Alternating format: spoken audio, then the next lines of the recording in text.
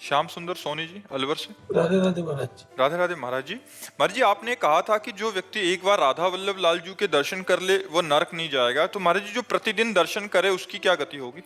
वो तो राधा वल्लभ जी को ही प्राप्त हो जाएगा।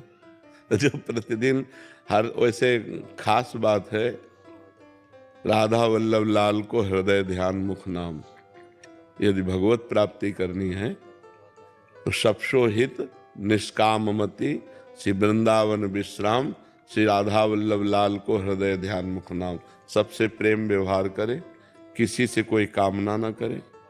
वृंदावन का अगर वास मिल जाए तो फिर क्या कहना है। और राधा वल्लभ जी का हृदय में ध्यान हो, मुख में नाम हो, बस समझो जीते जी जीवन मुक्त हो गया वो। अगर ये तो मतलब उनके लिए कहा गया कि जो संसार में रत हैं, कभी वृंदावन वास का सौभाग्य नहीं मिल सकता, कभी भगवान की भक्ति से युक्त नहीं है, अगर एक बार आ गए, एक बार बिहारी जी से आंख मिला ली, एक बार राधा वल्लभ जी से आंख मिला ली, तो नरक नहीं जाएंगे। मोक्ष तो नहीं कहा, कल्याण परम पद की प्राप्ति नहीं कही, नरक नहीं जाएंगे। फिर जन्म होगा, फिर उनको अवसर मिलेगा भजन करने का। लेकिन जो रोज राधा वल्लभ जी के दर्शन करते हैं, राधा वल्लभ नाम जप करते हैं, वृंदावन का आश्रय या वास स्वीकार किए, उनका परम कल्याण हो जाएगा। समझ रहे ना? परम कल्याण का मतलब भगवत प्राप्ति हो जाएगी। महाराज जी 2.5 महीने तो भजन और पाठ बहुत अच्छे किए थे मैंने, लेकिन 1.5 महीने तो बिल्कुल ही नहीं हो पा रहा।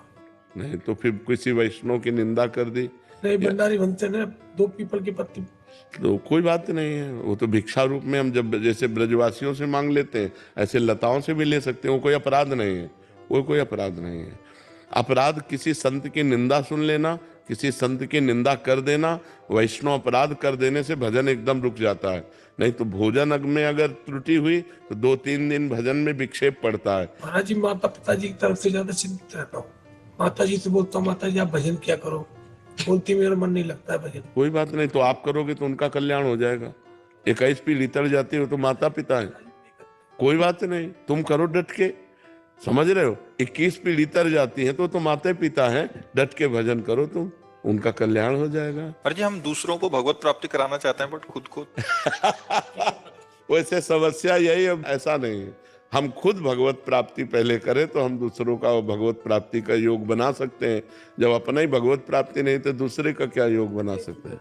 है कि हम दूसरे के कष्टों को अपने ऊपर ले लें, उनको सुख प्रदान करें। ऐसा नहीं हो सकता है। निज कृत कर्म भोग सुन भ्राता, अपने अपने कर्मों का भोग भोगना पड़ता है। हाँ, दूसरे को भगवत प्राप्ति करा सकते हैं यदि हम भगवत प्राप्त हो जाए तो। खूब नाम जप करके खूब अपना भजन उसको दे दिया तो उसका कल्याण हो जाएगा। समझ पा रहे हैं आप?